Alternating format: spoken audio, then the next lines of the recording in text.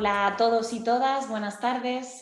Gracias por estar ahí conectados a estas horas de la tarde para hablar de tecnología y educación. Yo soy Ainara Zubillaga, la directora de educación de la Fundación Cotec, y hoy queremos compartir con vosotros la presentación de un informe que ha elaborado la Fundación ISEAC en el marco del programa de innovación abierta que nosotros desde Cotec lanzamos y que pretende ser una alianza entre Cotec y otras instituciones para construir conocimiento de manera conjunta. El informe que hoy presentamos pretendemos que sea un análisis, una reflexión basada en evidencia, en los datos, sobre un tema que no solo nos preocupa, sino que además es de máxima relevancia y yo creo que está en el debate público educativo, incluso social, me atrevería a decir, de manera clarísima, ¿no? Y es el papel que las tecnologías tienen en los procesos de aprendizaje, ¿no? La pandemia, el cierre de las escuelas, ahora incluso las últimas nevadas en algunos territorios, pues ponen sobre la mesa que, bueno, cuando la educación se sostiene con procesos digitales, cuando la educación debe o se apoya en tecnologías, cómo debe hacerlo, cuáles son sus posibilidades, cuáles son sus limitaciones. Bueno, y en este debate creo que es muy positivo poder abordarlo a partir de los datos y de un estudio riguroso como el que la Fundación ISEAC ha desarrollado, ¿no? Y yo, bueno, pues no me entretengo mucho más y cedo la palabra a Sara de la Rica, que es la directora general de la Fundación ISEAC. Hola, buenas tardes, Sara. Hola, buenas tardes. Bueno, lo que... ¿Se me ve, verdad? Sí. Bueno, buenas tardes. Bueno, lo primero de todo, agradecer a la Fundación Cotec, que ya sabemos que tiene un enorme interés por la innovación, de que les haya interesado, ¿no? este proyecto nuestro. Nosotros claramente lo que nos ha dado es la oportunidad de abordar cuestiones relacionadas con el uso de nuevas técnicas, ¿no? Con esa innovación que sabemos que está ahí y también que hay que ver hasta qué punto esas nuevas técnicas o esas nuevas herramientas son, de qué tipo de utilidad, para qué sirven. Bueno, la verdad es que dentro de ISEAC una línea estratégica es el empleo y la formación para el empleo. Y sabemos que la formación empieza a una edad temprana. Y por tanto, todo lo que sea indagar y tratar de entender hasta qué punto nuevas herramientas digitales sirven o no para adquirir esas competencias necesarias, pues nos parece de máximo interés. Estamos encantados de compartir además esto y estos análisis con la comunidad educativa. Primero porque, bueno, ya vais a ver cómo es verdad que somos capaces de abordar y de contestar algunas preguntas, pero como siempre en la generación del conocimiento, lo que además sale del análisis es nuevas preguntas que los datos que tenemos a nuestra disposición no permiten contestar. Lo veréis en el análisis que vamos a presentar, lo veréis después en el diálogo que Lucía abordará, la presentación la hará Ainhoa, el diálogo participará Lucía, y estaremos encantados de compartir con vosotros todas las flaquezas también que podáis ver, y esto nos ayudará a seguir avanzando. Así que yo sin más también le doy la palabra a Ainhoa para que empiece con el análisis, para que después tengamos un animado diálogo y aprendamos todos con el tema. Muchísimas gracias. Ainhoa, cuando quieras. Vale.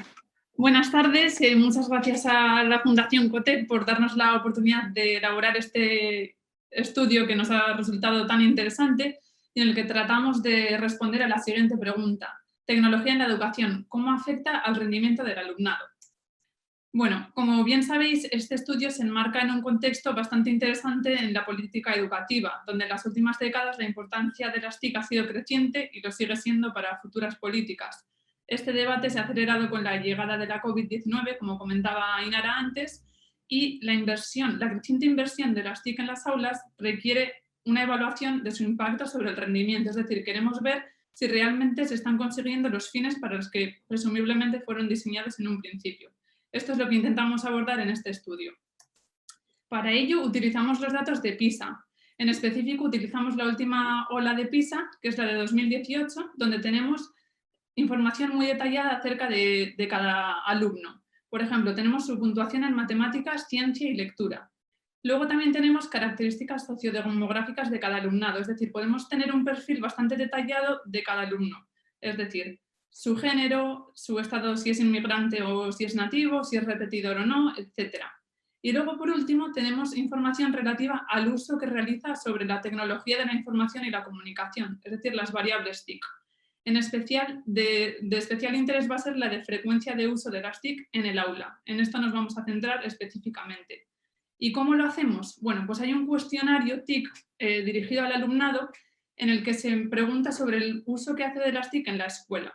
Y este cuestionario, que igual Lucía luego elabora un poquito más, incluye 10 preguntas. Os ponemos aquí algunos ejemplos. Por ejemplo, ¿con qué frecuencia se navega por Internet en relación con el trabajo de clase? O, por ejemplo, ¿con qué frecuencia se hacen ejercicios de práctica y repetición, por ejemplo, para aprender lenguas extranjeras o matemáticas? Y por último, ¿con qué frecuencia se usan aplicaciones de aprendizaje o páginas web desde un dispositivo móvil? ¿Vale? Entonces, hay diferentes respuestas posibles y lo que vamos a hacer nosotras es agrupar a los estudiantes en base a la frecuencia de uso que hagan de las TIC. Entonces, lo haremos de la siguiente manera.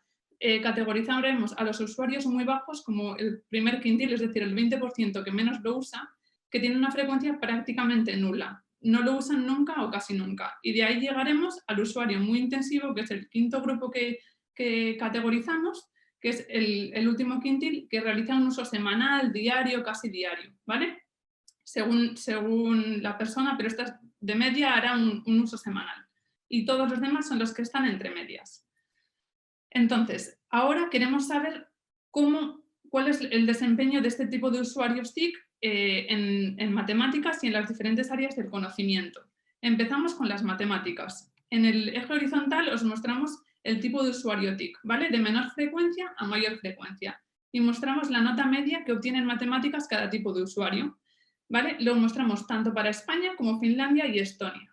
¿Qué vemos en primer lugar? Pues vemos una relación de U invertida entre tipo de usuario TIC y la nota media en matemáticas. Es decir, parece que aumentar un poquito el uso está mejorando un poquito la nota media en matemáticas, pero las personas que realizan un uso muy intensivo obtienen calificaciones notablemente inferiores al resto de las personas. Si ponemos, por ejemplo, en España, el usuario muy intensivo obtiene unos 40 puntos menos que el usuario medio, de frecuencia media, ¿vale? Por contexto, una diferencia de 40 puntos equivale aproximadamente a un curso académico, por lo que esta diferencia es muy significativa. Y esto nos muestra el interés de analizar quién está detrás del usuario muy intensivo. Pero antes de eso, queremos ver si solo ocurre esto en matemáticas o si se puede extender también a las áreas de lectura y de ciencias.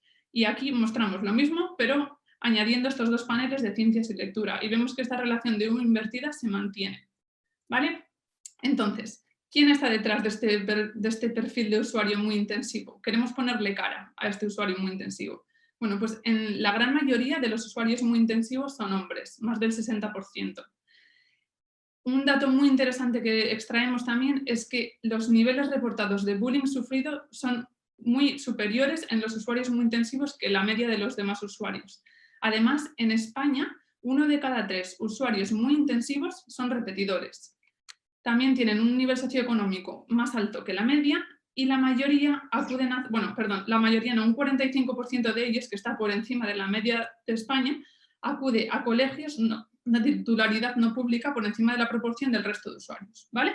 Entonces, ahora queremos mostraros un poco el siguiente valor añadido de nuestro estudio.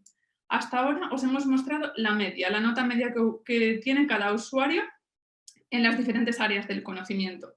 Pero ahora queremos aislar el impacto de las TIC teniendo en cuenta las características del alumnado. Es decir, imaginemos que la nota media que estábamos mostrando del usuario muy intensivo estaba es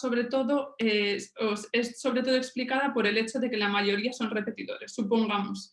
Ahora queremos aislar ese impacto y comparar a dos individuos con mismas características y ver cómo influye el uso de las TIC en las matemáticas. Ahora mismo, en esta parte que es más empírica, digamos, nos centramos en el área de las matemáticas. Entonces, en este primer gráfico, que es importante que lo entendamos, mostramos en España cuál es el impacto de cada tipo de usuario sobre matemáticas. ¿Y qué vemos? Tomando como referencia al usuario muy bajo, vemos que tanto el usuario de baja intensidad y de media intensidad tienen un impacto de 10 puntos superior al usuario de muy baja intensidad. Es decir, que un uso bajo o medio favorece al impacto en matemáticas. mientras que un uso intensivo y en especial muy intensivo impactan muy negativamente en el rendimiento en matemáticas, ¿vale? Por ejemplo, el usuario muy intensivo está más de medio curso escolar por debajo del muy bajo, ¿vale? Si vemos esa distancia del 22,5 hasta el 0. Y obviamente esa distancia se agranda aún más si lo comparamos con el usuario de baja frecuencia y de media frecuencia. Y ahora nos preguntamos, ¿esto sucede también, este caso se da también para el resto de países de los que tenemos datos y para los que hacemos el análisis? Pues la siguiente diapositiva muestra que sí, que la relación de U invertida se aplica cuando analizamos otros países. Y no lo mostramos aquí, pero en el informe lo podréis ver que para las comunidades autónomas que analizamos a nivel de España también se mantiene esta relación de U invertida. Y ahora enfocándonos en la parte de usuario muy intensivo, porque es de especial interés en vista de la penalización tan significativa que genera, queremos ver si esta nota o este impacto, digamos, del sobreuso de tecnología varía por género y nivel socioeconómico. ¿Y qué vemos? Pues en más de 2/3 de los países analizados el impacto es más negativo en mujeres. También cabe destacar que hay menos mujeres en este colectivo de usuarios muy intensivos, pero el impacto es mayor para ellas, más negativo, ¿vale? Y por otra parte, en 19 de los 22 países analizados, el impacto es más negativo en el alumnado de menor nivel socioeconómico. Si establecemos el nivel socioeconómico en base a la mediana del país, el más por encima de la mediana y por debajo de la mediana, ¿vale? Los que están por debajo tienen un impacto más significativo, más negativo en lo que se refiere a las matemáticas. Y nos surgió también la duda, nos sorprendió al principio un poco los resultados y queríamos ver si el centro educativo, si los recursos TIC y las políticas del centro educativo servían un poco para corregir esta tendencia. Es decir, nos preguntamos si la U invertida que observamos hasta ahora desaparece en los centros donde sí que existen políticas relacionadas con las TIC, donde existen recursos TIC, etc. Para ello utilizamos el cuestionario dirigido a la dirección del centro. Entonces establecemos dos categorías de centro, dos tipos de centro o dos grupos, ¿vale? Aquellos en los que existen políticas y recursos TIC y aquellos en los que no. Os ponemos un ejemplo. Una de las preguntas que se realiza es si se otorgan incentivos al profesorado para integrar las TIC en su enseñanza. Y vemos que solo en un 15% de los casos los alumnos acuden a centros donde efectivamente se incentiva esta integración de las TIC por parte de los profesores, para los profesores, ¿vale? Entonces, este sería un grupo de estudiantes cuyos centros sí que incentivan este tipo de enseñanzas, y luego generaríamos otro grupo en los que no se incentivan estas enseñanzas y queremos compararlo. En estos casos en los que sí, esperaríamos que quizás esta U invertida no existiera, sino que un incremento en el uso quizás no solo no sea negativo, sino que realmente sea muy positivo para el usuario muy intensivo. Esa es la pregunta que nos hacíamos, ¿vale? Entonces, os ponemos aquí un par de ejemplos. Por motivos de tiempo, en el informe hay muchísimos más, pero por ejemplo, si nos centramos en la parte del uso de las TIC con fines pedagógicos, vemos que en los centros en los que sí existe un reglamento escrito sobre su uso, la curva azul está por encima, la azul oscura está por encima del azul clarita, es decir, en aquellos centros donde sí que existe, se mejora un poquito el impacto, pero no lo que esperábamos. La U invertida se mantiene, como veis, es decir, la brecha entre las dos es de unos 5 puntos, 6 puntos según los casos, es decir, se corrige pero de manera tímida y no quizás de la magnitud que esperábamos. Lo mismo si analizamos si se celebran reuniones periódicas con personal docente sobre el uso de las TIC con fines pedagógicos. Veis de nuevo que la curva mejora un poquito, pero no hasta el nivel que se esperaba. Y lo mismo si analizamos la capacidad y recursos del centro. Por ejemplo, en los centros donde los dispositivos digitales tienen suficiente potencia, se mejora un poquito, pero no lo que habríamos esperado. Y lo mismo con la disponibilidad de suficientes programas informáticos.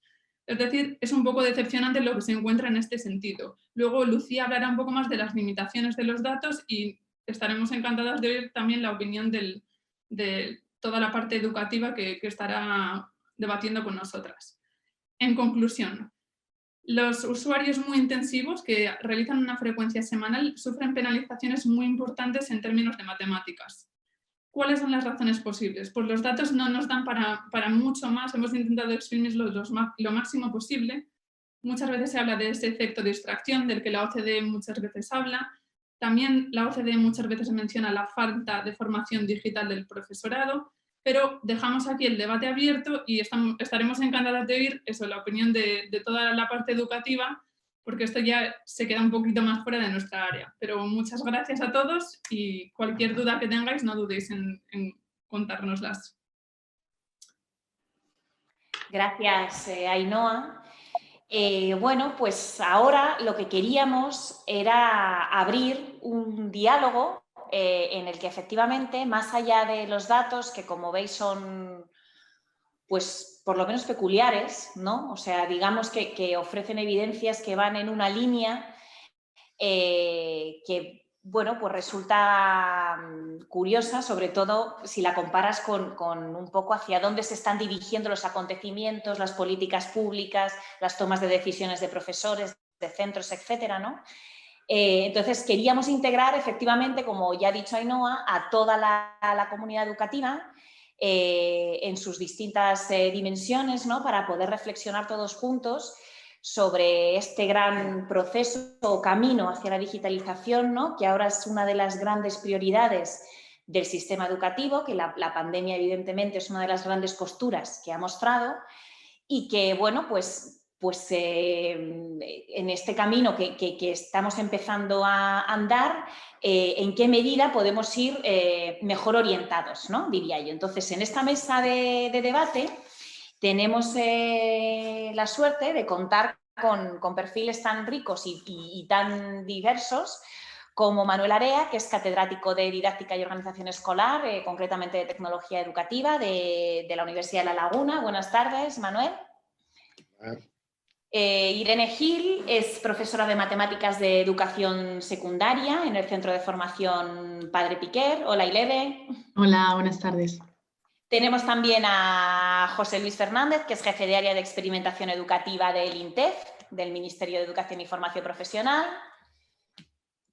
Y a Lucía Gorjón, que es investigadora y una de las autoras de este estudio de ISEAC. Hola, Lucía, y hola, José Luis. Hola, buenas tardes. Buenas.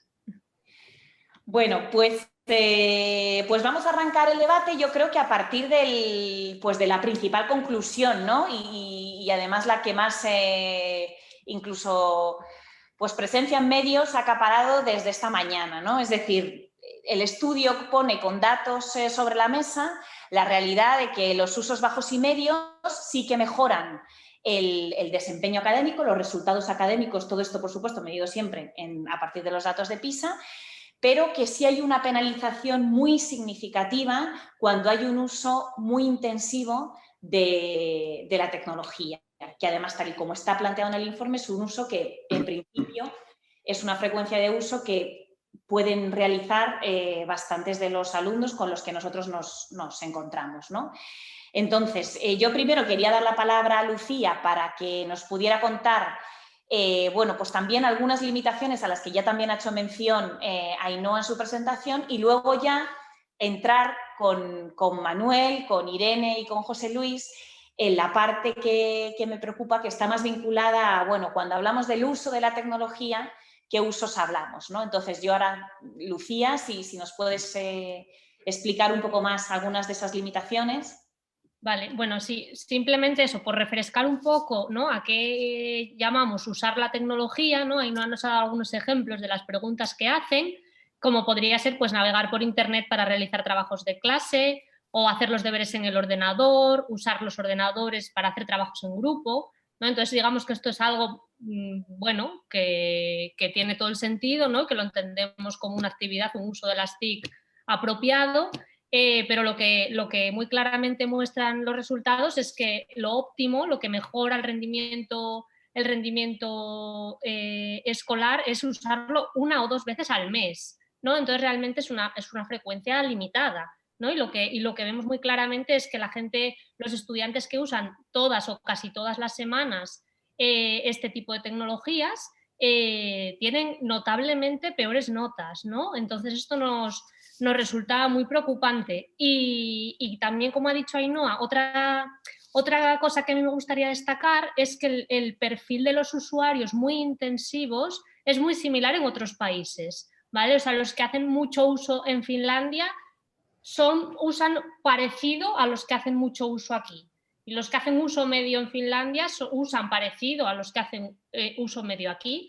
Y la U invertida con especial penalización al final la encontramos en todas partes, ¿vale? No es algo específico de España. De hecho, comparando en detalle todos los países, España es el sexto al que menos penaliza, el sexto que menos mal, que peor, ¿no? que lo hace. O sea, realmente la penalización está muy, muy clara en ese alto uso intensivo, ¿no? Lo que pasa que, bueno, sí, voy a lo de las limitaciones de los datos, ¿no? No hay una base de datos ideal y siempre nos gustaría saber más información. Entonces, pues una limitación muy clara que encontramos al hacer este estudio es que no sabemos, lo que sabemos es cuántas veces usan las tecnologías, pero no sabemos cuánto tiempo lo usan, ¿no? Entonces, pues no es lo mismo, por ejemplo, usar el correo electrónico del centro, no es lo mismo usar el correo 1 minuto a la semana para mandar un email que tirarte toda la tarde o toda la hora en la asignatura haciendo un trabajo, ¿no? Entonces, realmente ahí no podemos indagar más para poder diferenciar estos casos. Y otra cosa que nos gustaría saber, pero que los datos no permiten, es que no podemos asignar a alumnos y profesores, con lo cual no podemos diferenciar, por ejemplo, 2 profesores que hagan el mismo uso, que usen el mismo tiempo, digamos, en la clase las tecnologías, y quizás uno podría tener una penalización menor que el otro, ¿no? O quizás uno podría mejorar las notas de los alumnos. Entonces, así, si ese fuera el caso, podríamos concluir que la carencia es la formación del profesorado, pero no tenemos esta información, con lo cual no podemos llegar a la conclusión de si formando al profesorado, si el tipo de uso que se hace podría ser el que nos soluciona esta penalización tan alta, ¿no? Entonces, en este sentido, pues seguro que vosotros tres, ¿no? Los 3 compañeros de panel nos podéis dar una información súper rica para todo este debate que se nos plantea. Pues yo ahí cedo la palabra. Hablamos de usos, pero hablamos de usos en términos de frecuencia. Y yo aquí pregunto a José Luis, Manuel, Irene, ¿qué tipos de uso se tiene que dar a la tecnología para que genere un impacto positivo en el aprendizaje? Puede empezar quien quiera. Bueno, pues mira, ya que cuesta, empiezo yo. Me parece interesantísimo lo que estáis contando. De hecho, intento buscar un poco las diferencias porque nosotros también desde INTEF hacemos proyectos de experimentación que tienen investigaciones. Nuestros resultados son que hay impacto positivo en desarrollo competencial. Es verdad que no hemos mirado la competencia matemática, pero sí la lingüística, la de aprender a aprender o la digital. Y bueno, fíjate, en los centros que han estado trabajando con nosotros valorábamos mucho esta parte que por ahí preguntaban en el chat de la parte cualitativa, ¿no? De qué percepción tienen tanto los docentes como los alumnos de toda la barbaridad de datos que se pueden llegar a obtener en una investigación. Y en cuanto a los usos, nos decían los profesores que captaban y percibían de los chavales en primaria, os hablo por ejemplo en primaria, que percibían que si la tecnología no les aportaba valor a la tarea que estaban haciendo, entonces eso no les despertaba mayor motivación por la tarea. Es decir, que, por ejemplo, si te pones a hacer una tarea clásica tipo dictado y les pones a hacer un dictado en una tableta, pues a lo mejor esto como que no les atrae mucho. Pero las cosas en las que la tecnología sí les aportaba tareas, que sí les aportaba algo, pues sí, ahí sí tenían más motivación. Por ejemplo, si tenían que grabar un vídeo para explicar el crecimiento de las plantas en los que ellos mismos desarrollaban su guión y se grababan y lo contaban y luego se ponían los QRs unos con otros para ver, pues esto parece que sí. Pero yo entonces concluyo que de verdad lo que no se puede perder es el objetivo de la tarea en sí mismo. Es decir, es que no yo creo que hace mucho tiempo que estamos hablando de que es la metodología de la tecnología y no al revés. No es la tecnología metodológica, sino la metodología de la tecnología. Entonces, yo creo que es importantísimo no perder el objetivo de que lo importante es la tarea que estás haciendo, qué aprendizaje quieres desarrollar y no centrar la atención en la tecnología. La tecnología es un medio. Es un medio que te aporta valor y cuando te aporte valor es conveniente utilizarlo. Pero vamos, esto como cualquier otro recurso en el aula. Sí, si me Manuel. permite. Sí. A ver, el informe es muy provocador en los resultados y súper interesante en el sentido de que rompe a lo mejor algunos prejuicios. Yo sobre lo que está apuntando José Luis de la importancia del método, yo quisiera enfatizarlo, ¿no? Y apoyarlo. En el campo de la investigación en tecnología, en educación, desde hace ya 40 o 50 años, había, sobre todo en el contexto norteamericano, y de algún modo lo emulamos aquí en el contexto español, en los años 70, 80, queríamos hacer estudios comparativos de la eficacia de la incorporación de cierto medio, cierta tecnología, a ver cuál era más eficaz para aprender ciertas cosas, ¿no? Y recuerdo eso, hace 40 o 50 años, si estudiar o enseñar con diapositivas, retroproyector, con televisión, circuito cerrado, etcétera, era mejor que la lección magistral del profesor o el libro de texto. Y se hacían estudios comparativos. A la conclusión que se llevó después de hacer mucho tipo de estos trabajos e investigaciones, comparando a ver qué tecnología de la época al menos era la mejor, era que dependía, por un lado, de la figura del docente, de su competencia, de su forma de organizar la materia, de la interacción con el alumnado y sobre todo del método, o sea, como planteaba José Luis, del tipo de tareas y metodologías que se utilizaba, independientemente del aparato, del medio, de la tecnología empleada. Entonces, los resultados de este estudio me hacen pensar un poco eso. Es decir, este informe evidencia que tal como se está utilizando, al menos hace 2 años, en 2018, la tecnología digital en el contexto escolar no sirve para aprender matemáticas o al menos competencia matemática. Es decir, a más cantidad, por lo que evidencia el estudio, a más cantidad de uso de esa tecnología en el contexto escolar no favorece desarrollo de competencia matemática. Ahora el problema está qué tipo de usos, es decir, como se planteaba en el chat, qué forma más cualitativa, o sea, me gustaría saber eso, las características de la metodología bajo la cual se utiliza esa cantidad de veces la tecnología. Yo creo que esta sería la siguiente pregunta a la que tendríamos que plantearnos para seguir indagando y explorando. Irene, tú como profesora, ¿tú qué ves que te funciona hacer con tecnología, matemáticas y tus alumnos? Bueno, yo creo que tanto José Luis como Manuel habéis dado ya un poco las pautas, ¿no? Sobre todo que la tecnología la veamos como una herramienta, ¿no? No como un fin en sí, sino que esa tecnología nos ayude a conseguir estos aprendizajes significativos que buscamos en el alumnado.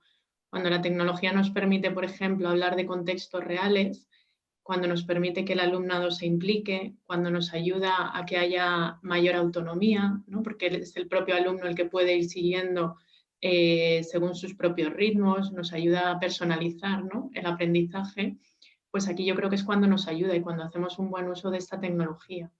Cuando simplemente la utilizamos como un fin o simplemente como una experiencia motivadora, pues enseguida, como apuntaba también José Luis anteriormente, ¿no? Enseguida se desinfla y enseguida van a perder interés y entonces no va a cumplir el objetivo que buscábamos, ¿no? Otra de las cosas que pone de manifiesto el estudio, que me consta que lo hemos intentado exprimir por todos los sitios y los datos no terminaban de dar, es la dimensión de centro. O sea, cualquiera que hemos estado estudiando, observando, explorando, ¿no? el impacto de la tecnología en un centro educativo, siempre, o sea, vamos por delante pensando, ¿no? que aquí la cultura de centro tiene un impacto, ¿no? en esos aprendizajes. Y lo cierto es que estos datos... en parte es posible por las limitaciones que Lucía nos ha dicho antes, no terminan de salir, ¿no? con los datos que tenemos, ¿no? Entonces, ¿Cuáles son esos enfoques de centro que pensáis que, incluso también derivado de vuestro conocimiento y de vuestra experiencia y de los años que lleváis, ¿no? Viendo también muchos centros, muchas políticas y muchos enfoques de cómo integrar las tecnologías en los centros y en la forma de trabajo de los profesores y de los alumnos? ¿Cuáles son esas políticas de centro que pueden impactar y que ahora además pueden orientar mucho a centros que están haciendo unos esfuerzos enormes en digitalizarse, derivado también de todo lo que han vivido con la pandemia?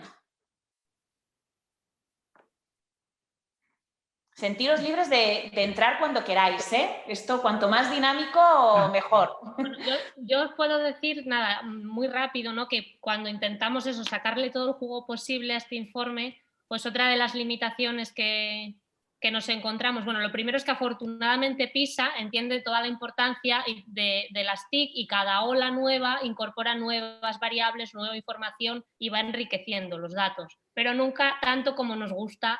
Cuando te pones a analizarlos siempre te surgen preguntas que te faltan, ¿no? Entonces, por ejemplo, encontrábamos que una pregunta, ¿no? ¿Existe un programa específico que promueva la colaboración entre el profesorado relacionada con el uso de las TIC? ¿Sí o no? Bueno, puede decirte el centro que sí, que existe, pero no sabemos el contenido. O sea, realmente no sabemos ni en qué consiste el programa, ni qué profesores lo usan, o sea, si realmente es algo que está muy naturalizado en el centro o se limita a unos pocos profesores. Entonces, en ese sentido, no hemos podido sacar más jugo, pero lo único que sabíamos era si existían o no existían determinados, pues yo que sé, un reglamento escrito sobre el uso de los dispositivos digitales. Pero los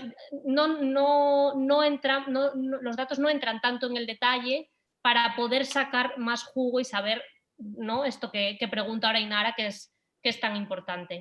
Así que ya os dejo a vosotros. Manuel, sí, por ejemplo. Insisto que el informe es muy provocador, ¿eh? Porque me tira abajo muchas de los supuestos y evidencias.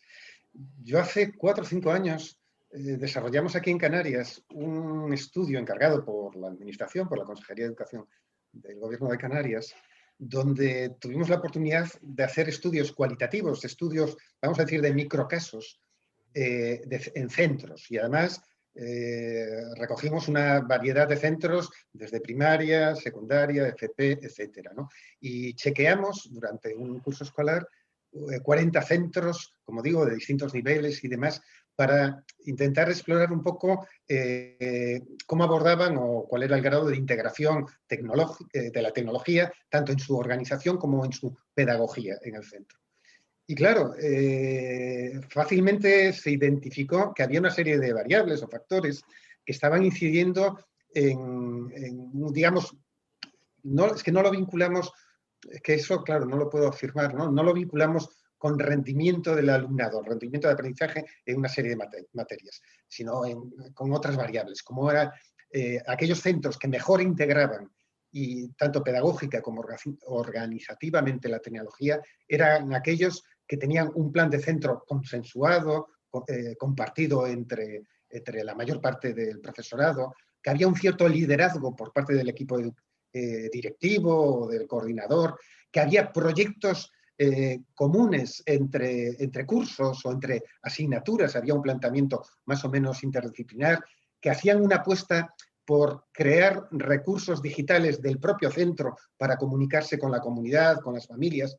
Es decir, a mí me contradice un poco los resultados de este informe con lo que cualitativamente encontramos tanto en estudios como, lógicamente, en lo que es no sé, la experiencia ya más cotidiana de hablar con profesorado, etc.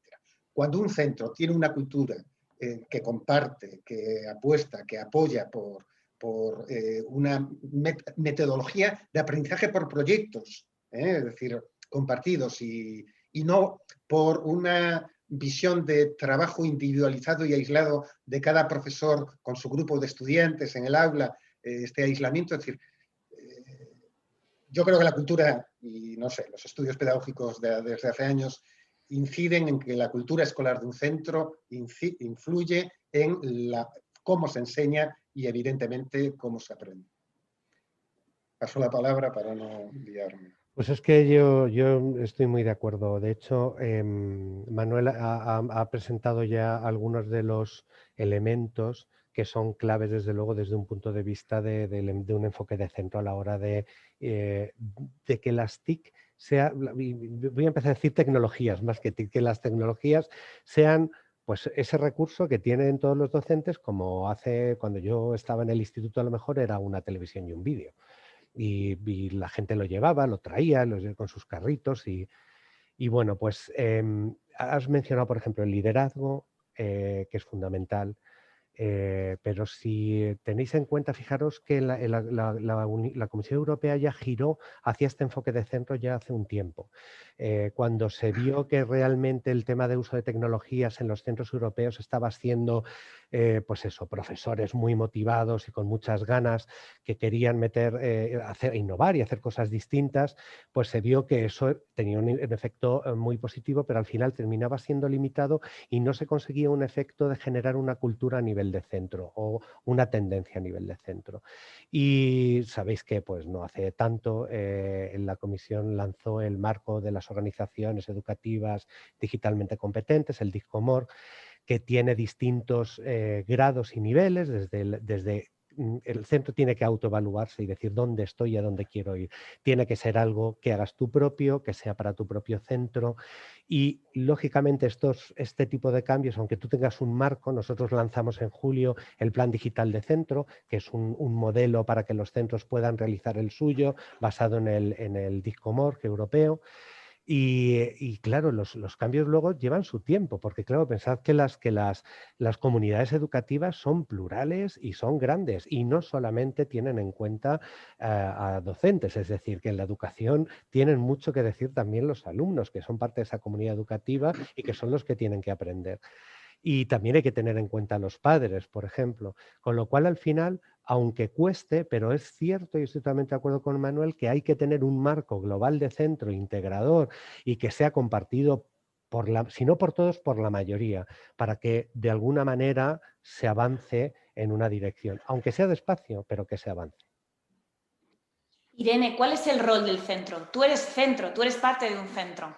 ¿Qué impacto tiene las decisiones del equipo directivo y también de vosotros como claustro docente en el papel que juegan las tecnologías y en el impacto que eso genera en el aprendizaje de los alumnos? Bueno, yo creo que al final en los centros tenemos la suerte de poder concretarlo, ¿no? O sea, tenemos la suerte de poder pensar bien y a poder ser participativamente, ¿no? Todo el claustro junto con el equipo directivo, para qué queremos esta tecnología, ¿no? Cómo la vamos a utilizar y cómo queremos que lleguen a ser nuestros alumnos, ¿no? Competentes digitalmente y tecnológicamente, ¿no? Creo que esto es muy importante, que nos hagamos primero esta pregunta, ¿no? No que sea al final, bueno, por la moda o por poder poner en mi página web que todos mis alumnos cuentan con un dispositivo electrónico, ¿no? Creo que esto es muy importante, que haya esta reflexión de fondo. Y entonces, a partir de ahí, poder establecer una línea de acción, ¿no? Pensar bien en los recursos, en cómo vamos a conseguir que todo nuestro alumnado, que todo nuestro profesorado tenga recursos materiales en cuanto a dispositivos, en cuanto a, bueno, pues lo que podemos necesitar de licencias, de red, de banda, etcétera. Y también recursos humanos, ¿no? O sea, cómo formamos a nuestros docentes, me parece una pregunta clave, y cómo formamos también a nuestros alumnos, ¿no? Muchas veces damos por hecho que los alumnos ya son nativos digitales y nada que ver, ¿no? Necesitamos formar a los docentes, pero también necesitamos formar a los alumnos en cómo hacer un buen uso de la tecnología y en enseñarles todo lo bueno que pueden conseguir con la tecnología y también el cuidado que tienen que tener, ¿no? Muchas veces, bueno, pues desconocen muchos temas de ciberseguridad y bueno, esto nos puede traer grandes problemas con ellos, ¿no? Creo que es muy importante también, sobre todo, lo he visto mucho, ¿no? En esta época de la pandemia, que hemos estado bombardeados a recursos, a webinars, a formaciones de esta aplicación, de esta otra. Bueno, pues también establecer una línea de acción, ¿no? ¿Qué herramientas vamos a utilizar como centro? Elegirlas, porque hay infinitos recursos ahora mismo, elegir qué tecnología vamos a usar y por qué, ¿no? Y que se vaya en una línea común en el centro. Porque si no, al final, bueno, si cada profe utiliza una aplicación, cada profe utiliza un modo de evaluar o una tecnología diferente, pues al final se nos pierde el foco y el impacto acaba siendo mucho menor, ¿no? Y bueno, por último también quería destacar un poco la importancia de que como centro establezcamos una medición, ¿no?, de todo esto que hacemos, ¿no?, de que vayamos evaluando ese proceso, esa implementación de las herramientas que vayamos eligiendo para poder ir estableciendo, bueno, pues puntos de mejora, ¿no?, y puntos de apoyo en aquellos procesos que no estén funcionando como esperábamos. Bueno, pues como ha repetido varias veces Manuel, el estudio tiene unos resultados bastante provocadores que van un poco en contra de lo que, bueno, pues los que trabajamos en educación o los que hemos trabajado, tenemos una trayectoria en tecnología y educación, ¿no? Pues venimos viendo, investigando y contrastando, ¿no?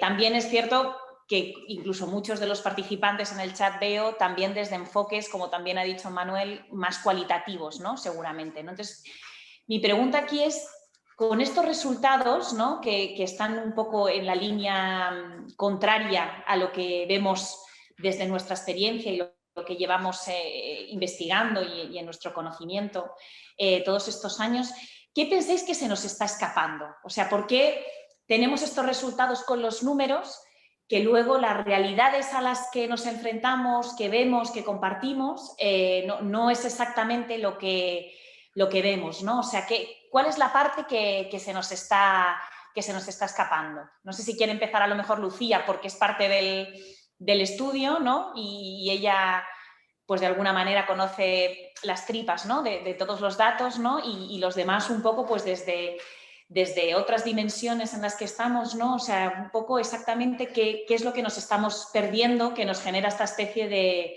disrupción cognitiva, ¿no? Bueno, yo creo que para saber que nos estamos perdiendo, la manera que lo que hay que hacer es seguir evaluando, ¿no? Y tenéis toda la razón, esto es un estudio cuantitativo con unos datos de PISA, pero hay que hacer 1000 estudios más, no solo cuantitativos, ¿no? Toda la parte cualitativa es muy importante, en este caso también. Hay que hacer evaluaciones. Estamos en la era del Big Data y se recogen muchísimos datos para otras muchas cosas. Entonces es importante que naturalicemos, ¿no?, la recogida de datos, la recogida de información, la evaluación también en la educación. Entonces, bueno, pues realmente esa es la manera de saber, ¿no? Cuando se hace una inversión en recursos tecnológicos, tendremos que saber si esa inversión al final del día acaba mejorando el resultado académico del alumnado, ¿no?, que es para lo que se ha hecho. Entonces, yo apuesto siempre por la evaluación, barro para casa, claro, y ya en ese sentido, bueno, pues os dejo a la comunidad educativa que contestéis a la pregunta de Ainara. Si me permiten intervenir, a ver, cuando se producen este tipo de informes de resultados que en principio chocan con lo que uno supone que es la realidad, me lleva siempre a pensar dos cosas. O la realidad está distorsionada o el informe está distorsionado con relación a la realidad. Es decir, no es una fotografía. Entonces, esto me hace siempre cuestionarme un poco la propia investigación sobre la educación, ¿no? No sé si a veces cuando hacemos los estudios que queremos que sean reflejo de la realidad, a lo mejor no tenemos la lupa o los instrumentos adecuados para captarla, ¿no?, para hacer esa fotografía de cómo es las situaciones educativas. Entonces, no lo sé si es un problema de las propias características del tipo de estudio realizado o es un problema de la realidad. Entonces, lo pongo parte y parte, ¿no? Yo pienso que quizás nos falta, al menos a los que somos investigadores más de la práctica educativa, nos falta a veces el vincular lo que hacemos en educación, lo que son esas prácticas, lo que son las metodologías de enseñanza, que se basan muchas veces en supuestos teóricos, ¿no? Creemos que haciendo metodología de enseñanza por proyectos favoreceremos más el desarrollo competencial en los estudiantes, el trabajo colaborativo, la creatividad, muchas cosas. Son supuestos pedagógicos, pero que nos falta a lo mejor vincularlos realmente con aprendizaje que obtienen los estudiantes. Y quizás este estudio, por eso digo que es interesante para mí, que a través de grandes números de datos, de resultados obtenidos en distintos países, pues me hace pensar que lo que dice el estudio parece que se debe aproximar a la realidad, porque es una constante que se repite no solo en el contexto español, sino en otros países. Eso ya me dice que el estudio hay que tomárselo en serio, ¿no? Por tanto... Incluso con Finlandia, Manuel, que esta vez salimos parecidos a Finlandia. Sí, pero vamos, es que... porque si hubiera disparidad, tal país, tal otro, lo achacaríamos a cuestiones más nacionales, pero no, parece que no es el caso. Por tanto, a mí me hace reflexionar y tomarme muy en serio los resultados, y por tanto, Lucía lo estaba diciendo, habría que complementarlo con aproximaciones de otro tipo de estudios más de corte cualitativo, es decir, más de estar in situ en los contextos de aula y de centro y observar, entrevistar y ver realmente lo que hace el profesorado. Porque, insisto, por eso digo que este informe es provocador para abrir nuevas preguntas y, por tanto, nuevas aproximaciones a la realidad escolar. Yo en mi caso, Irene, si no te importa, ya al hilo de estas dudas que le genera a Manuel, a mí lo que me asalta es otra vez un pensamiento que me lleva ya hace muchísimo tiempo asaltando, que es la relación que hay entre las prácticas educativas y la evaluación. Es que me gustaría saber hasta qué punto, por ejemplo, en primer lugar, las prácticas educativas están diseñadas de verdad bien, integrando bien la tecnología y con un objetivo real, ¿no? Pero me gustaría saber luego cómo se evalúan los conocimientos que se aprenden a través de esas actividades que se han hecho con tecnologías, porque es que no solamente hay que saber diseñar prácticas educativas, hay que saber diseñar evaluaciones que también integren tecnologías, porque si has enseñado así a tus alumnos, se supone que también tienes que evaluar, ¿no?, lo que enseñas y la misma manera. Y me gustaría de verdad saberlo, y te decía que me dejaras, Irene, porque me parece tan importantísimo el tema de la evaluación con medios digitales, que yo aquí creo que tú tienes mucho que decir, ¿no?, de cómo se hace, cómo se lleva a la práctica. Aparte de tus inquietudes, ¿no?, que ahora transmitas, ¿no? Esto es que te lanzaba la pregunta porque tengo esa curiosidad, vaya. Vale, pues os recojo, y además, bueno, pues de vuestras palabras, ¿no? Hablabais un poco de esa falta de conexión, investigación, centros educativos, ¿no?, o práctica, y yo recojo la parte que me toca, ¿no? O sea, creo que los profesores nos falta mucha ciencia, ¿no? Nos falta mucha investigación, nos falta estar también más conectados, pues, de estudios como este, ¿no?, que nos ayuden en nuestra propia práctica, ¿no?, que nos ayuden a formarnos y a ser mejores profesores al final, ¿no?, y a poder diseñar esas actividades en las que la tecnología no sea el fin, no sea el fin de la actividad, no sea que estén, bueno, como decíamos antes, ¿no?, no sea la motivación pura y dura, ¿no? Y luego, pues es que el tema de la evaluación, bueno, es un temazo. Yo creo que está hoy a la orden del día, ¿no? Cómo evaluamos, ¿no? Y cómo muchas veces al final el uso de la tecnología nos lleva a unas prácticas de evaluación casi peores que las que no utilizan tecnología, ¿no? A veces nos vamos a tecnología y entonces se nos ocurre, bueno, pues el formulario tipo test, y parece que con eso ya estamos siendo muy tecnológicos, porque mando un test a mis alumnos que se autocorrige, que a mí me genera trabajo realizarlo, pero ya lo tengo para este año, para el que viene y para el siguiente, ¿no?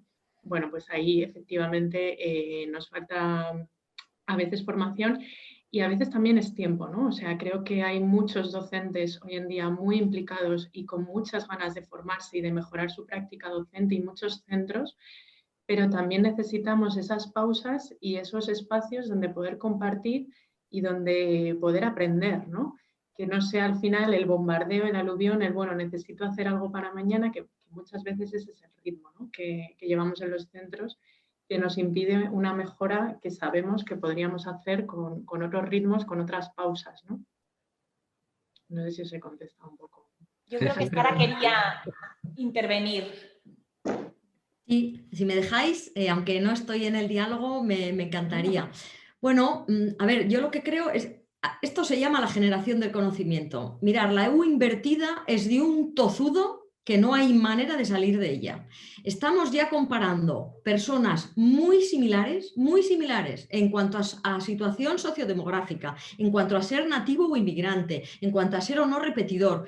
Todos son iguales, solo que uno es intensivo en TIC y otro no.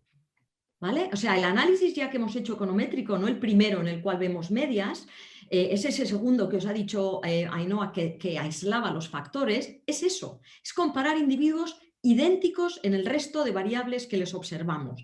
Esa U invertida es idéntica. Y es idéntica en Finlandia, idéntica en Estonia, que son países, en ese sentido, ejemplos o referencias para nosotros, y en España y en todas las comunidades. Así que esa U invertida está. Y eso no tengáis ninguna duda de que ese resultado es así. Y además es cierto que sin ver tanto la no linealidad que hemos visto nosotros, ya la OCDE habría abierto ese efecto, digamos, negativo de ser muy intensivo. Por tanto, lo que aquí nos falta muchísimo es nueva información, ¿no? ¿Por qué? ¿Por qué el usuario muy intensivo lo hace peor en matemáticas? Primera pregunta que a mí se me ocurre, ¿debería hacerlo mejor? ¿Aquellos que usan las TICs deberían ser mejores en competencias matemáticas? Igual no. Pero claro, ya si son peores en competencias matemáticas y en lectoras y en ciencias, también me empieza a preocupar. Y son en todo. ¿Vale? Entonces, lo que nos está diciendo este estudio nos está abriendo un melón. Nos está diciendo que tenemos que entender más este medio de la digitalización, efectivamente, cómo se está utilizando. Y eso es lo que efectivamente PISA no nos da. Y esto es lo que toda la gente en el chat está con todo el interés tratando de preguntarnos, ¿habéis usado esto? ¿Habéis usado la formación de los profesores? ¿Qué más nos hubiera gustado? Porque de hecho ese es el melón que hemos querido abrir. Y lo único que hemos tenido es variable de centro. ¿Qué nos pasa con la variable de centro? Que es demasiado poco rica y por tanto en un centro hay muchos profesores, habrá algunos mejor formados más, y que transmiten mejor mediante las TICs sus materias, pero eso no lo conocemos. Con lo cual yo lo que creo es que tenemos un hecho, tenemos un dato que yo espero que os sirva a la comunidad educativa, pero tenemos que seguir analizando y trabajando. Y efectivamente es ahí donde necesitamos mucha más información, donde no vale con decir si el centro tiene o no un plan pedagógico, tiene o no un plan de TICs, tiene o no, su profesorado está o no suficientemente formado. Efectivamente, esa información no nos ayuda para nada en la explicación de esa U invertida. Eso no nos vale. Y eso es lo que también sirve este informe. Es decir, eso no es. ¿Qué es? Pues empezamos con mucho intangible, ¿no? Entonces sí que tenemos la sensación, dado el perfil del muy intensivo, que son personas muchos repetidores, de bajo perfil, digamos, que sufren cierto bullying. O sea, son personas con ciertos problemas, ¿no? Pues puede ser que haya ahí una distracción. Esas personas cogen y juguetean en clase, porque esa es otra. Esto es uso de TICs en el aula, no son en casa, ni es para ocio, es en el aula y dentro del aula. Entonces, bueno, por ahí podría venir, pero como os he dicho yo ya en mi intervención, y yo creo que tanto Ainhoa como Lucía lo han puesto muy abiertamente, hemos sido capaces de dar ciertas respuestas, pero sobre todo de abrir muchas preguntas, que lo que necesitamos es nueva investigación, además conocimiento de ese que tenéis vosotros para combinarlo y para poder seguir avanzando. Eso era todo lo que quería decir. Sí, muy interesante lo que apuntas y eso, confirmas y ratificas que los datos son tozudos, ¿no? Son como son. Entonces, yo no tengo hipótesis para poder explicar por qué los chicos, las chicas que utilizan más la tecnología en el contexto escolar obtienen peores puntuaciones en matemáticas, lectura o ciencias. Yo, por buscar hipótesis así de más largo alcance, no inmediatas, me lleva a pensar, y no sé lo que opinas, vamos a ver, la llegada a la tecnología a una organización siempre es disruptiva, ¿no? Es un término además que se utiliza mucho, ¿no? Cuando entra la tecnología en una empresa, se habla de que no es añadir la tecnología para seguir haciendo lo mismo que hacía antes. Tiene que reinventarse de algún modo, redefinirse. Esto como planteamiento general. Yo creo que en el sistema escolar la tecnología es muy reciente, es decir, está llegando hace poco, ¿no? Y esto es algo que en casi todos los países llegó mucho antes al mundo empresarial de estos países. Y todavía la tecnología, creo, y es, insisto, una hipótesis para poder explicar por qué mayor cantidad de uso de tecnología escolar no mejora rendimiento, es porque todavía no se ha integrado adecuadamente. Es decir, el sistema escolar todavía no se ha reajustado, no se ha redefinido o reinventado.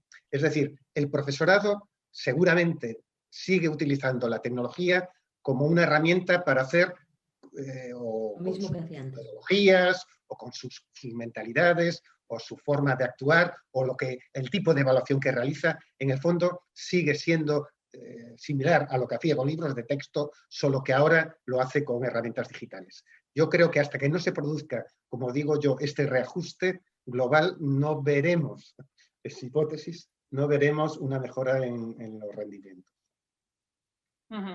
Os voy a hacer una pregunta que veo en el chat, que es el rol que juegan las políticas públicas en esto. Hemos hablado de qué hacen los profesores, de cuál es el uso didáctico, hemos hablado de la dimensión de centro, pero es cierto, el estudio, claro, no contempla la parte de políticas públicas, ¿no? Pero ahora viene una buena mochila de políticas públicas en forma de todo lo que va detrás de los fondos europeos, ¿no? Entonces, a mí sí me gustaría que, si queréis comentar algo sobre en qué medida las políticas públicas pueden actuar de barrera o de impulsor, ¿no?, de la digitalización y de la digitalización en el buen camino. Aquí le voy a pedir que abra José Luis, porque es la voz del ministerio, ¿no? Y además, bueno, pues que tiene un rol, ¿no?, en todo este proceso de digitalización que estamos iniciando del sistema educativo. Pues voy a ello, Ainara. Es importante, realmente las políticas públicas son importantes porque establecen bases que pueden ayudar a los centros a moverse en una dirección o no moverse en ninguna o moverse en la dirección equivocada. Y las políticas públicas tienen que ir, o van a ir desde luego, estoy seguro, en estos próximos 2-3 años, muy dirigidas no solamente a lo que comentaba, por ejemplo, hace un momento, que es que tú tengas los dispositivos o tengas la tecnología y tengas los recursos al lado tuyo, sino que va a ir también muy dirigido a la parte de formación del profesorado, de desarrollo de su competencia digital. Y ya sabéis que aquí en el INTEF aprobamos ya, bueno, de hecho está publicado ya en el Boletín Oficial del Estado, en el marco de la competencia digital docente.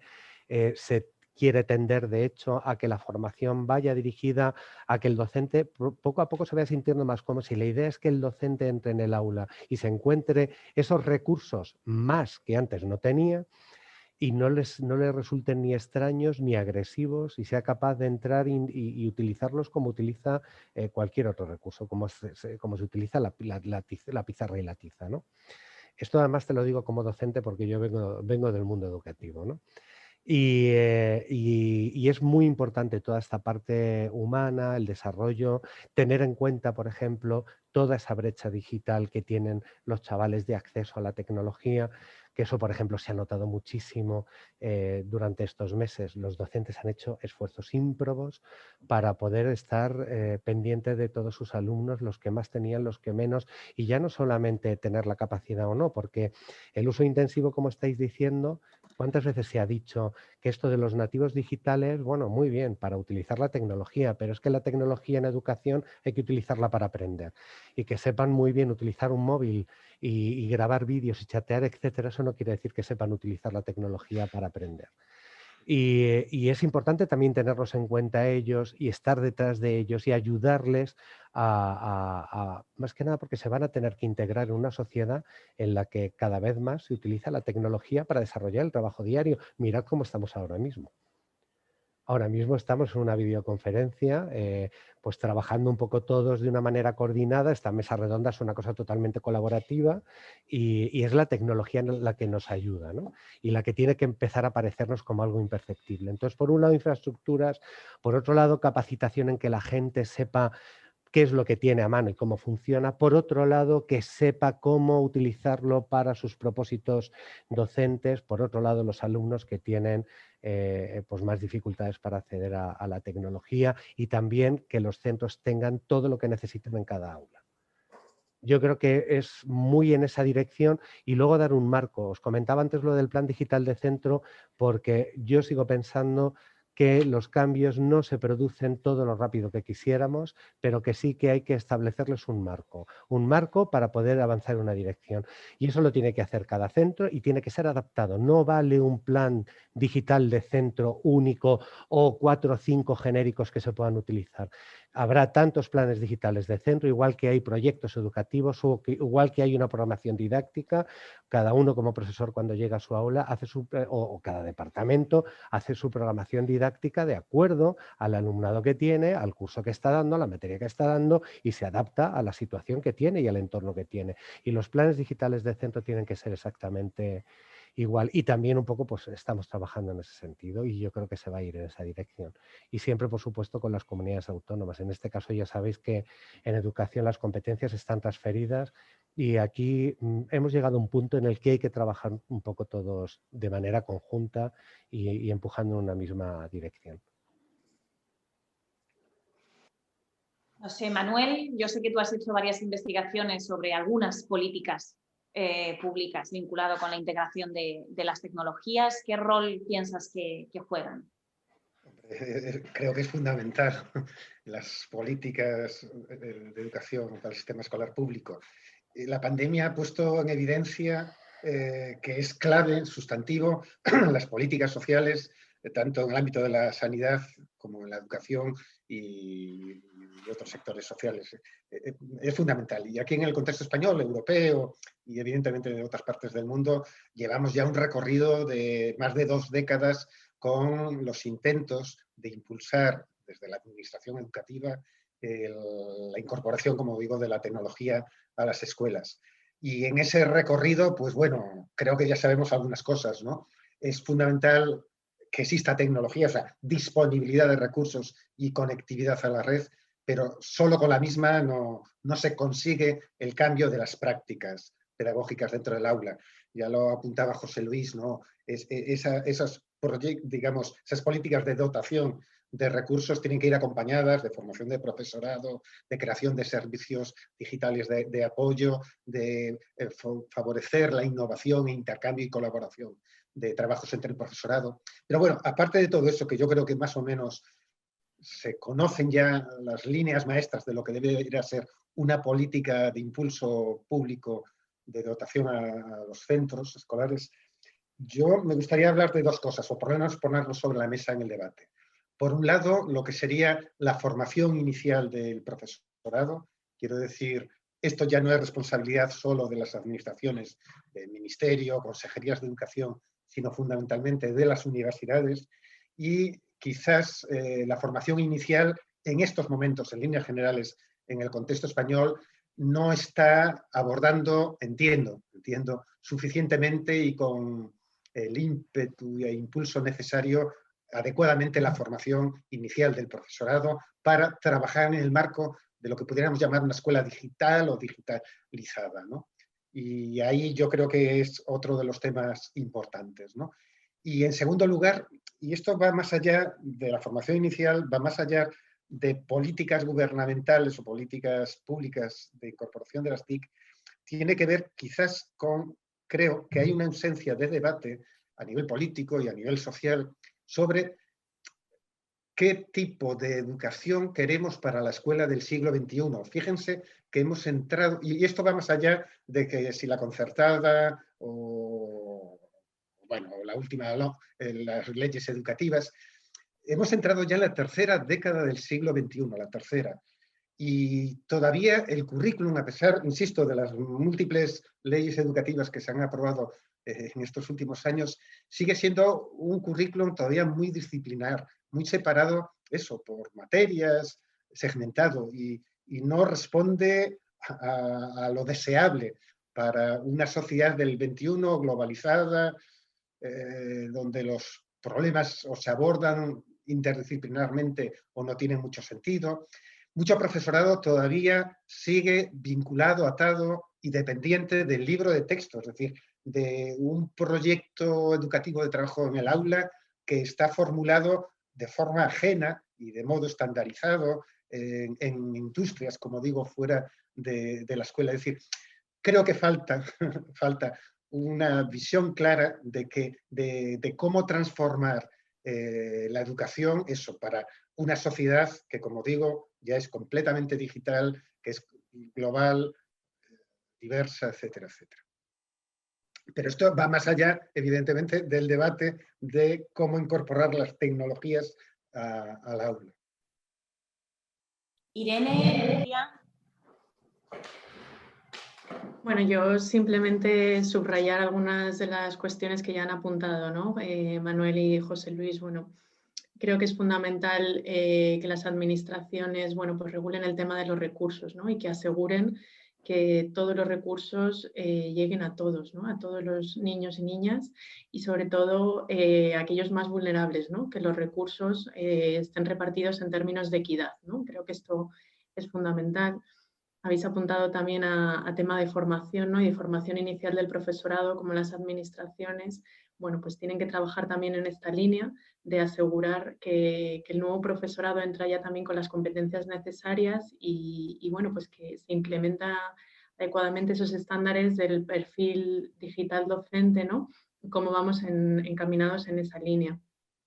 Y luego, bueno, pues creo que es muy clave también la parte de la evaluación, ¿no? y la supervisión de cómo llevamos a cabo este proceso en términos de acompañamiento, ¿no? De podernos acompañar a los centros, de podernos dar claves de si vamos en una buena línea o no, y si es que no, de podernos dar recursos, ¿no? Apoyos, de establecer conexiones con otros centros que sí que estén elaborando buenas prácticas, ¿no? Creo que aquí las administraciones tienen mucho que ofrecernos y que apoyarnos a los centros y bueno, y que en esa línea pues podremos implementar toda esta tecnología y poder tener mejores resultados, que es al final el objetivo.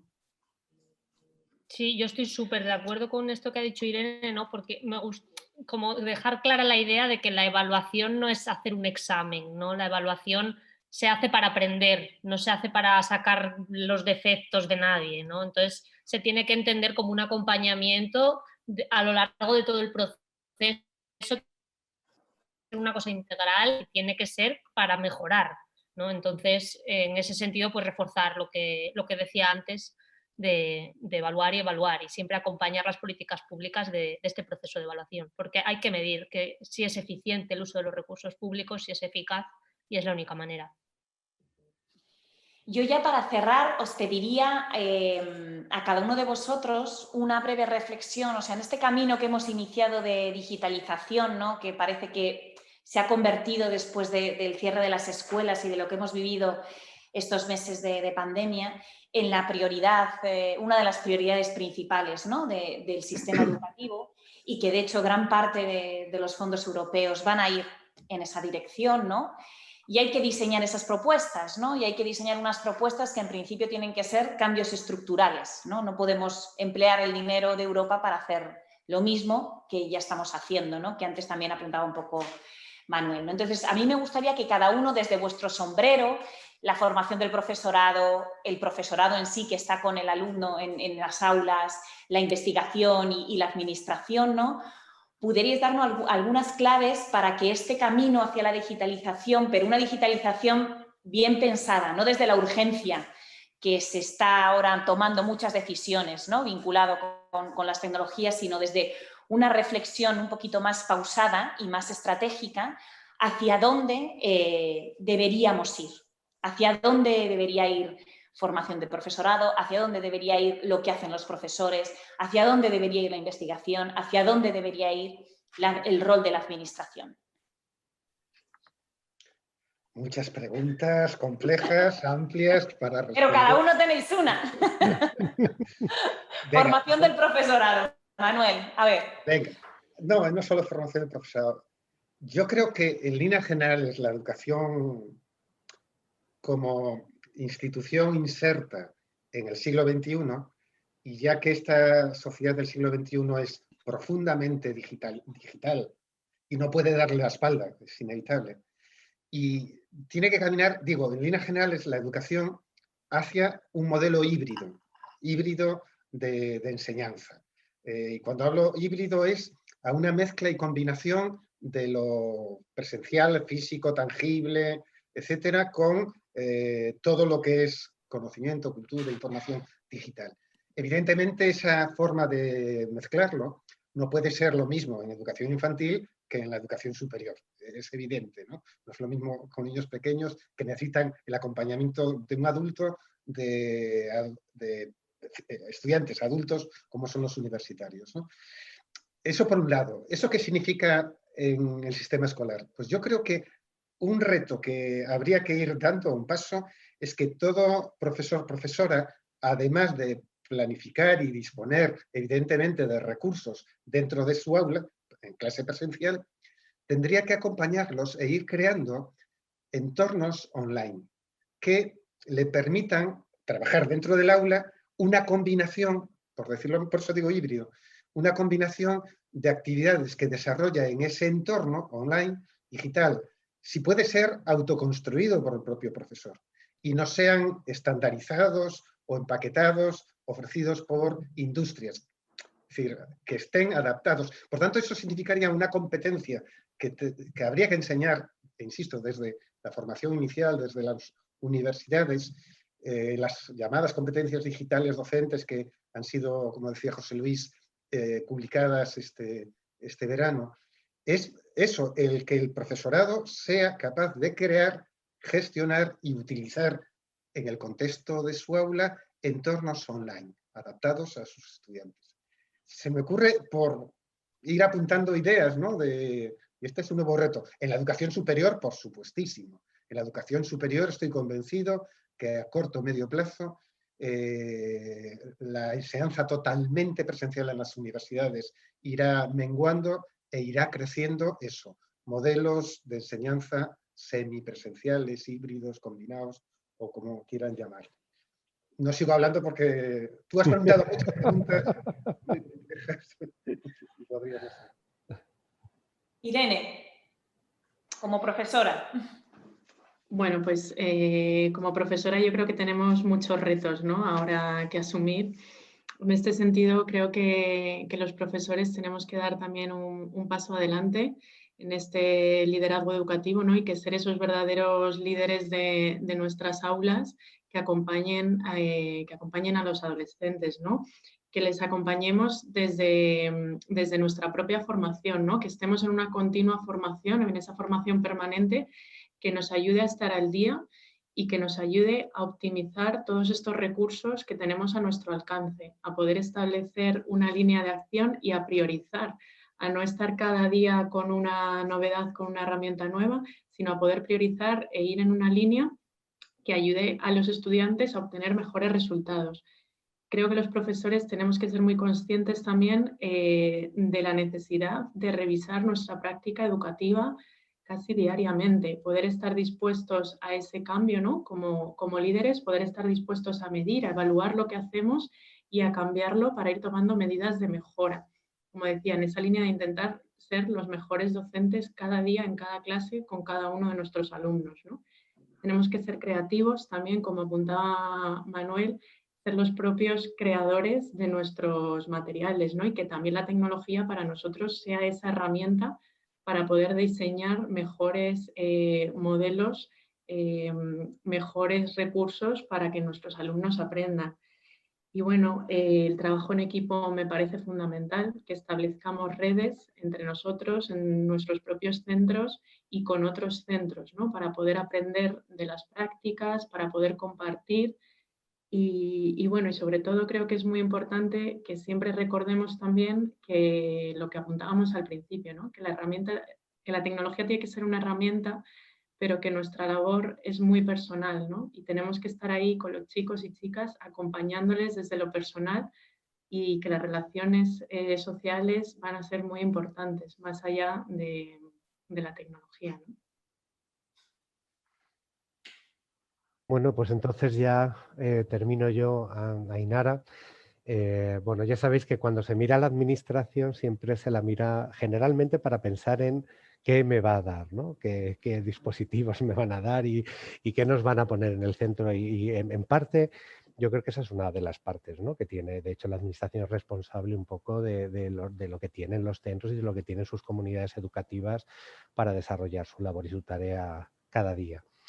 Y esto es importante y es una de las partes en las que hay que moverse, que ya se están moviendo, pero se moverán más, como tú muy bien decías, debido a estas ayudas europeas que van a llegar seguro. Pero yo voy a seguir insistiendo muchísimo porque dotaciones ha habido en otros momentos, es decir, esfuerzos de dotación se han hecho en otros momentos. Yo voy a insistir muchísimo en el esfuerzo que hay que hacer ahora en caminar con las comunidades educativas y con los docentes para ir un poco construyendo un poco el conocimiento de cómo hacer un énfasis en la metodología del uso de las tecnologías, ¿no? Cómo las uso en el aula, para qué las uso, si es necesario que las use, porque parte de los resultados que decís es que a lo mejor no es necesario utilizarlo para todo, pues solamente cuando sea necesario y sea útil. Entonces yo creo que hay que moverse mucho, mucho y profundizar mucho en esa parte metodológica, que no hay que perder nunca de vista en educación. Así que por un lado, yo creo que nos vamos a mover en un poco construir probablemente lo que es un ecosistema educativo digital que permita tener un entorno y un marco que sirva a todos los centros, pero por otro lado, creo que se va a avanzar mucho también en la parte de perfeccionar todas las capacidades y las competencias que tienen los distintos miembros de la comunidad educativa, probablemente incluso también los padres, que tienen también un papel muy importante. Yo creo que ha sido una de las cosas que se ha podido ver durante la pandemia, que ha habido chavales que a lo mejor han tenido más apoyo en casa, ¿no? Porque han tenido la suerte de tener padres que tenían más competencias, más capacidades o les podían apoyar más. Esto no es una novedad, ha sido siempre así, pero yo creo que en estos momentos en los que han tenido que quedarse en casa se ha hecho muchísimo más patente. Y hay que tener en cuenta eso, dirigirse a un enfoque global y metodológico en el uso de tecnologías. Lucía, para cerrar. Bueno, pues si tengo que cerrar yo, voy a reforzar la idea de que vaya hacia donde vaya debe ir acompañada de evaluación. No tenemos que tener miedo a cambiar, nos han dado, ¿no?, 3 puntos de vista muy interesantes de cómo ir avanzando, pero nos podemos equivocar y no pasará nada. Nadie, si tuviéramos la varita mágica, estaría poniendo en práctica.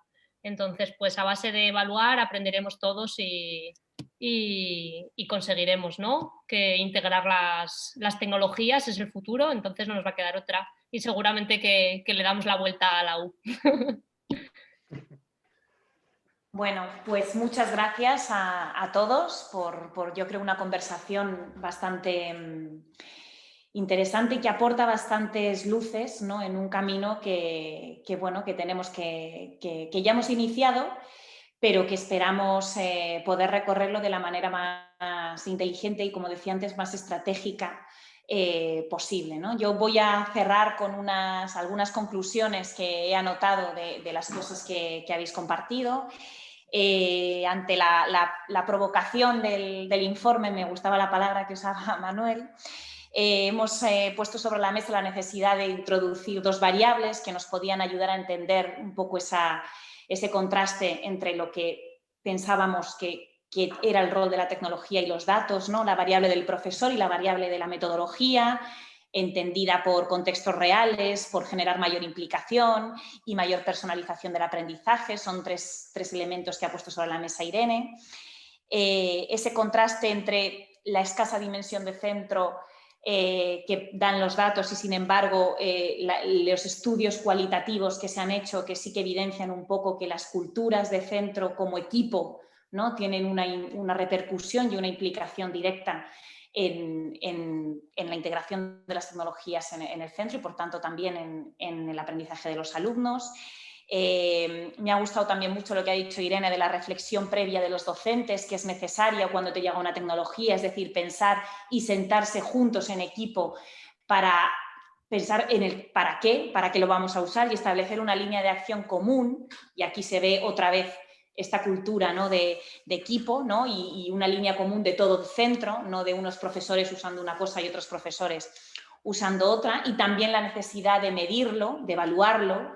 Es un tema que ha salido en repetidas ocasiones, no solamente como evaluación de políticas públicas, sino también como evaluación de lo que ocurre dentro de un centro, ¿no?, evaluación a distintos niveles.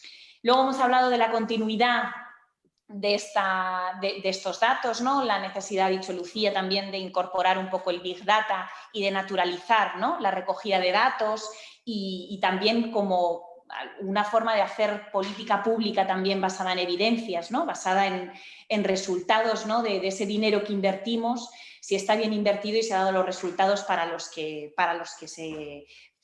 originalmente se pensó, ¿no? El vincular las prácticas basadas en supuestos teóricos con el aprendizaje que obtienen los estudiantes, ha puesto sobre la mesa Manuel, que a veces nos faltaba un poco esa vinculación desde la investigación más de la práctica educativa. Y la relación entre las prácticas educativas y la evaluación, también creo que era José Luis que ponía sobre la mesa que cómo se evalúan conocimientos adquiridos también con tecnología, o sea que al hablar de evaluación también hay que hablar de nuevos instrumentos de evaluación también en base a esas herramientas tecnológicas, que estamos en un periodo de ajuste, ¿no?, que quizás esa disrupción que nos genera el estudio está provocada porque no terminamos todavía, estamos en proceso de ajustar la tecnología con el sistema educativo y con el aula y la forma que tenemos de funcionar en educación. La evaluación, la equidad y la formación del profesorado como 3 ejes de las políticas públicas. Y me quedo con una cosa que ha dicho Sara, que es pues que este estudio lo que pretende es no resolver muchas preguntas, sino abrir más. O sea que lo que hemos dejado, yo creo, es en esta hora y media de diálogo sobre la mesa, es que las posibilidades de seguir indagando y de seguir explorando y de seguir acercándonos al conocimiento son muchísimas y que si entramos con unas cuantas dudas, creo que salimos con bastantes más. Y, bueno, pues abrir, ¿no?, esa necesidad de conocer a todos los que han compartido esta hora y media con nosotros, ¿no?, y salir de aquí pues abiertos de preguntas que tenemos que resolver y ir complementando a través de distintos estudios, de distintos enfoques, pues todas estas distintas dimensiones, ¿no?, del proceso que vincula la tecnología con la educación, ¿no? Y daros las gracias a todos por participar, a ISEAC por un trabajo que es estupendo y a todos los que están conectados de distintas partes por estar aquí 1 hora y media compartiendo estos resultados con nosotros. Así que buenas tardes y muchas gracias a todos.